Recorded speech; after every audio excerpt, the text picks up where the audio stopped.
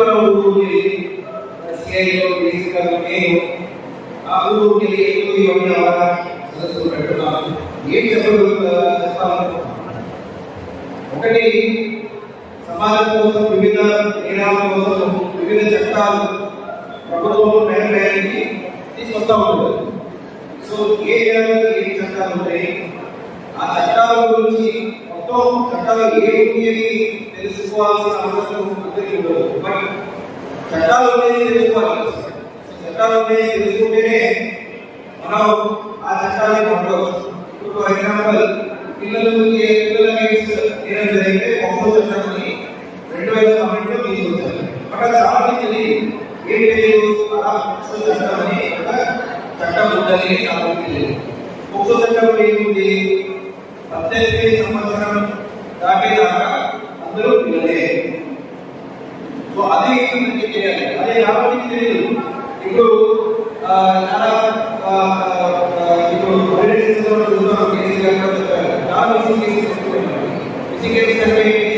ఒక అబ్బాయి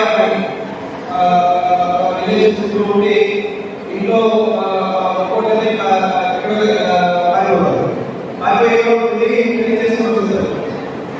బట్ అబ్బాయికి 18 కాకూడదు, అమ్మాయి కాకూడదు. బట్ వాళ్ళకి తెలియదు 18 సంవత్సరం దాటేదాకా మీరు ఎలాంటి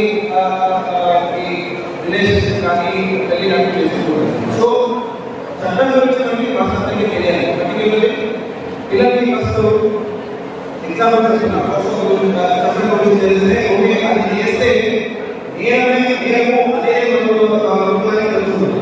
సో ఇవన్నీ అవగాహన కార్యక్రమాల్లో టైం టు టైం ఏమేమి చట్టాలు ఉంటాయి, ఏది చేస్తే నేరము, ఏది చేస్తే నేరం కాదు.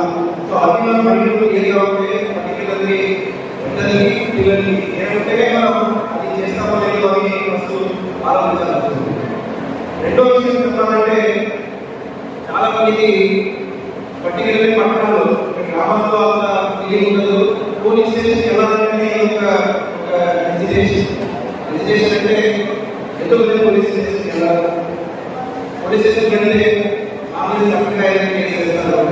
చాలా మంది చెప్తారు, సరే ఎప్పుడు పోలీస్ స్టేషన్ వస్తాయి. పోలీస్ స్టేషన్ అనేది కూడా ఒక ప్రభుత్వ కార్యాలయం. ఎలా కాస్ట్ సర్టిఫికేట్ కోసం నిర్మాణం చేస్తారు, ఎలా మీరు ఒక రక్షణ కోసం అలాగే ఏదైనా ప్రాబ్లమ్ పోలీస్ స్టేషన్కి రావడం వల్ల ఒక ప్రభుత్వ కార్యాలయానికి రుటీగా వచ్చే అనుభవాలు. ఎందుకు పోలీస్ అంటే ఒక సో అతన్ని దాన్ని పక్కన పెట్టాలి. ఆ విధానంలో పోలీస్ స్టేషన్ వెళ్ళి పక్కన పెట్టాలని అనుకుంటారు, నా గురించి అనుకుంటారు. పోలీస్ స్టేషన్కి వెళ్తే ఇప్పుడు చిన్న చిన్న ఇష్యూస్ ఉంటాయి. ఇంట్లో భార్య గొడవలు ఉంటాయి. ఈ భార్య గొడవలు చిన్న చిన్న ఇష్యూస్ మాట్లాడతాయి. ఇష్యూలు స్టార్ట్ అయినప్పుడు వంద భార్య ఉంటారు. సో ఎవరు ఏమైనా అది నేరమే. సో కొన్నిసార్లు ఏమవుతుంది, ఆ మహిళ ఒకేసారి సరిపోతుందేమో అని అనుకుని వచ్చేస్తారు. అదే ఒక వారం తర్వాత మళ్ళీ అనేది జరుగుతుంది, ఒక నెల తర్వాత మళ్ళీ అనేది జరుగుతుంది. అలాగే నుంచి ఒక రోజు ఏమవుతుంది, ప్రొఫెషన్లో సూసైడ్ చేసుకుంటారు. ఎగ్జాంపుల్స్ ఇవన్నీ చూసిన ఎగ్జాంపుల్స్ చెప్తున్నాను. సూసైడ్ చేసుకుంటారు, లేదా భార్య భర్తని చంపడం కానీ భర్త భార్యని చంపడం కానీ అవి కూడా జరుగుతుంది. గతంలో కొన్ని వేల సంవత్సరాల నుంచి స్త్రీలు అంటే కొంత చిన్న చూపు ఉంది. కాలక్రమేణా నాగరికత పెరిగే కొద్దీ కూడా అది గ్రాడ్యువల్ గా ఆ చిన్న చూపు అనేది తగ్గుతా వస్తూ ఉంది. బ్రిటిష్ వాళ్ళు ఇంతకుముందు దేశాన్ని పాలించిన సతీ సహగమన నిషేధించిన చట్టం ఏర్పాటు చేశారు. తర్వాత బాల్య వివాహ చట్టం ఏర్పాటు చేశారు. నవీన ఆధునిక కాలంలో ప్రస్తుత ప్రభుత్వం ఈ సమాజానికి అనేక చట్టాలు మహిళల పట్ల జరిగే అకృత్యాలు నివారించడానికి అనేక చట్టాలు రూపొందించినారు. ఈ ముఖ్యంగా ఆపరేషన్ కన్యాయానికి ఏమంటే వెంటనే మహిళల పట్ల ఏమైనా నేరాలు జరుగుతాయి అంటే ఏ రకంగా కానీ చిన్నవి కావచ్చు, పెద్దవి కావచ్చు, పని చేసే చోట కావచ్చు, ఆఫీస్ కావచ్చు, అది ప్రైవేట్ కావచ్చు, పబ్లిక్ ప్లేస్ లో కావచ్చు, గవర్నమెంట్ కావచ్చు.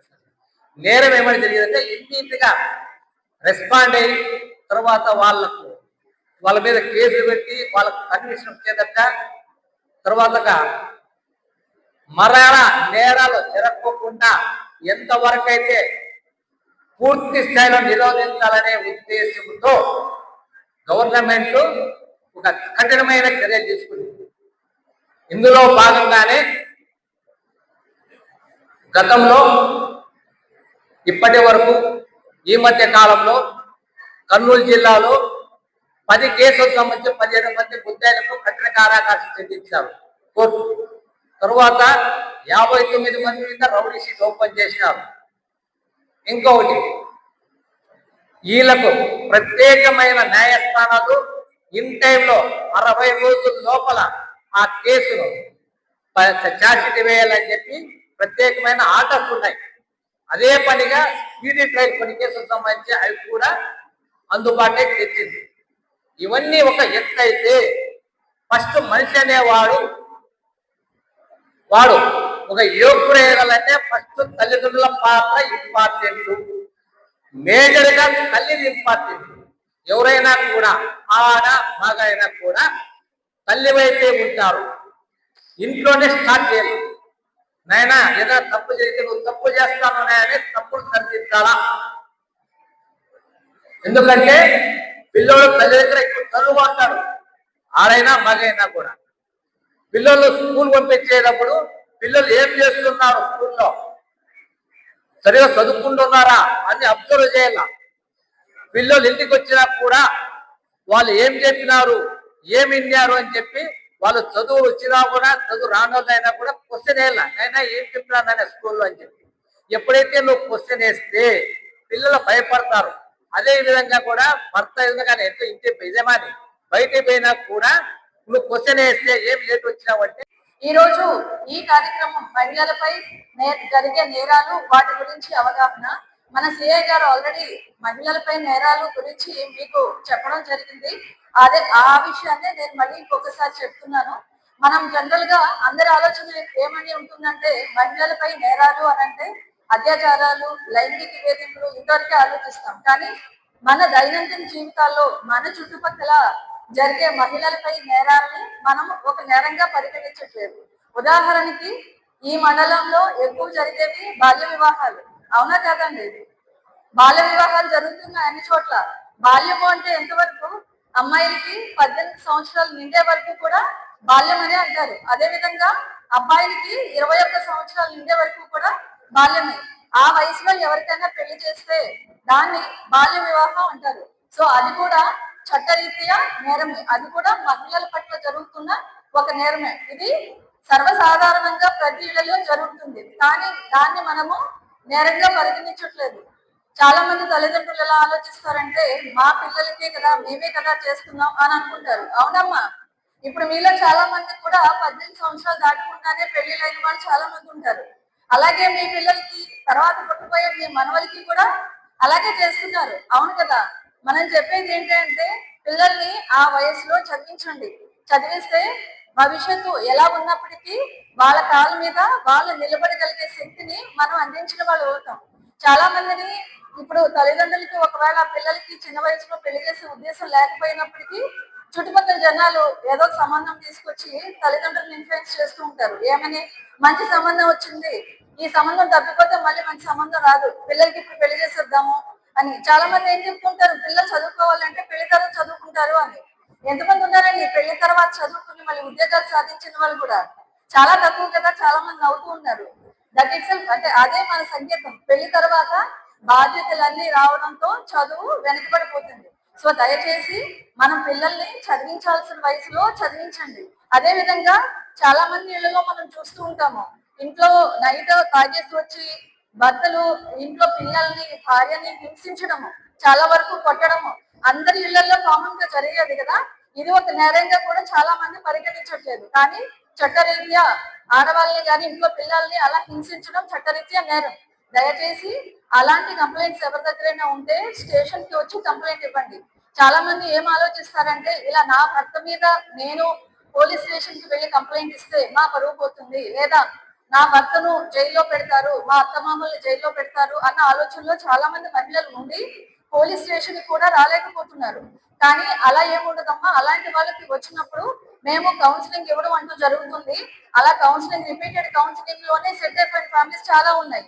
చాలా మంది ఏంటంటే ఏ విధమైన ఇబ్బంది ఉన్నప్పటికీ కూడా పోలీస్ స్టేషన్ కి రావడానికి ఇబ్బంది పడతారు. కొంతమంది వెనకడు చేస్తారు, కొంతమంది సంకోచిస్తారు, సిగ్గుగా ఫీల్ అవుతుంటారు. పోలీస్ స్టేషన్ మెట్లెక్కితే మేమేదో తప్పు చేసామో అన్నట్టు ఫీల్ అవుతుంటారు చాలా మంది. కానీ దయచేసి అందరూ గమనించాలి, మిగిలిన ప్రభుత్వ ఉద్యోగుల్లాగే మేము కూడా ప్రజల సేవ కోసమే ఉన్నాము. ఎవరైనా మొహమాట పడి పోలీస్ స్టేషన్ కి రాలేకపోతే మా హెల్ప్ లైన్ నెంబర్స్ ఉన్నాయి. 100 అందరికీ తెలుసు, అది పోలీస్ కంట్రోల్ రూమ్ కి వెళ్తుంది. అదే విధంగా 112 ఎమర్జెన్సీ రెస్పాన్స్ నెంబర్ అది. సో ఎవరైనా కూడా ఈ నెంబర్ కి డైల్ చేయొచ్చు. ప్రత్యేకంగా మహిళల కోసం రూపొందించిన హెల్ప్ లైన్ ఒక 2 ఉన్నాయి. అది 1091. ఇది విమెన్ హెల్ప్ లైన్, ప్రత్యేకంగా మహిళల కోసం మాత్రమే రూపొందించింది. అదే విధంగా 181, ఇది గృహ హింసకు సంబంధించింది. అదే విధంగా పిల్లలకి ఏదైనా ఇబ్బంది ఉంటే వాళ్ళకి ప్రత్యేకించి ఒక హెల్ప్ లైన్ ఉంది, 1098. ఈ హెల్ప్ లైన్ కి పిల్లలకు సంబంధించిన కంప్లైంట్స్ కి ఫోన్ చేయొచ్చు. ఈ మధ్య కాలంలో మన సిఐ గారు చెప్పినట్టు సైబర్ క్రైమ్ అనేది చాలా ఎక్కువ అయిపోయింది. అందరికీ తెలిసిన విషయమే. ఫోన్ లో ఏదో లింక్ వచ్చింది, క్లిక్ చేస్తే డబ్బులు పోయాయని, లేదా ఏదో ఆఫర్ వచ్చింది అని అన్నారు, దానిలో ఇన్వెస్ట్ చేస్తామని అన్నారు. ఇన్వెస్ట్ చేస్తే ఇంకా ఎక్కువ రిటర్న్స్ చూపించారు, కానీ మేము తీసుకునేటప్పటికి ఆ డబ్బులన్నీ మాకు రావట్లేదు. ఇలాంటి రకరకాల కంప్లైంట్స్ ఉంటాయి. అదే విధంగా సైబర్ క్రైమ్ అంటే మన ఫోటోలు ఏవైతే ఉన్నాయో అవి మార్ఫ్ చేసి, అంటే దాన్ని వేరే విధంగా మార్చి అభ్యంతరకరంగా ఉన్న ఫోటోల్ని నెట్ లో సర్క్యులేట్ చేయడము, ఇవన్నీ కూడా సైబర్ క్రైమ్ కిందనే వస్తాయి. ఈ cyber crime related help line number 1930. So ఈ హెల్ప్ లైన్ నెంబర్స్ కి మీరు ఇంట్లో ఉండి ఫోన్ చేసినా కూడా మీకు తక్షణ పోలీస్ సహాయం అందుతుంది. సో ఎవరైనా పోలీస్ స్టేషన్ కి రావడానికి ఇబ్బంది పడితే వాళ్ళు దయచేసి ఈ హెల్ప్ లైన్ నెంబర్స్ యొక్క సౌకర్యాన్ని ఉపయోగించి మీ యొక్క సమస్యను నివృత్తి చేసుకుంటారని ఆశిస్తున్నాం. అదే జేఎంఎస్ వాళ్ళు కూడా మీ దగ్గర ప్రతిరోజు మీ చుట్టుపక్కల ప్రాంతంలోని ఒక్కో సెక్టార్ కి ఒక్కొక్కరిని నియమించడం జరిగింది. వాళ్ళు కూడా మీకు ఏదైనా సమస్య ఉన్నా కానీ వాళ్ళతో కూడా మీరు చెప్పుకోవచ్చు. మీ సమస్య చెప్పుకుంటే వాళ్ళు మాకు చెప్పి మిమ్మల్ని మా దగ్గర తీసుకొని వచ్చి మీకు ఏదైనా ఎఫ్ఐఆర్ కావాలా, లేకపోతే ఇంకోటి కావాలా, ఏదైనా కానీ మీకు అవగాహన చేసే విధంగా జిఎంఎస్కే వాళ్ళు కూడా ఉన్నారు. కాబట్టి మీరు కూడా ఏ సమస్య ఉన్నా మొహమాట పడకుండా, భయపడకుండా మీరు స్టేషన్కి వచ్చి మీ బాధను చెప్పుకోవాలి. ఏదైనా ఎమర్జెన్సీ ఉంటే 100 కాల్ కానీ 112 కాల్ కానీ చేయొచ్చు. ఇది కాకుండా ఈ మధ్యలో సైబర్ క్రైమ్స్ కూడా ఎక్కువైపోయినాయి. ఏదన్నా మీకు ఫోన్ కాల్స్ వస్తూ ఉంటాయి. ఆ ఫోన్ కాల్స్ లో కూడా అన్ని మీకు లాటరీ తగిలిందని, లేకపోతే ఇంకోటని కూడా చాలా వస్తుంటాయి ఫోన్ కాల్స్ కూడా. అవి కూడా మీరు అన్ని నమ్మద్దండి. నమ్మి ఒకవేళ డబ్బులు కూడా వేస్తూ ఉంటారు, ఓటీపీ నెంబర్ చెప్తా ఉంటారు, ఇవన్నీ చేస్తూ ఉంటారు. కాబట్టి ఇవి కూడా ఏదన్నా కానీ మా దృష్టి తీసుకురావాలి. లేకపోతే ఎవరైనా చదువుకున్నారని చెప్తే మీ సమస్య అనేది పరిష్కారం అవుతుంది. ఈరోజు ఇక్కడ ఇచ్చేసిన మీ అందరికీ మరోసారి ధన్యవాదాలు తెలుపుకుంటూ, ఈ వీడియో గనక మీకు నచ్చినట్లయితే వీడియోని లైక్ చేసి మన ఛానల్ని సబ్స్క్రైబ్ చేసుకోండి.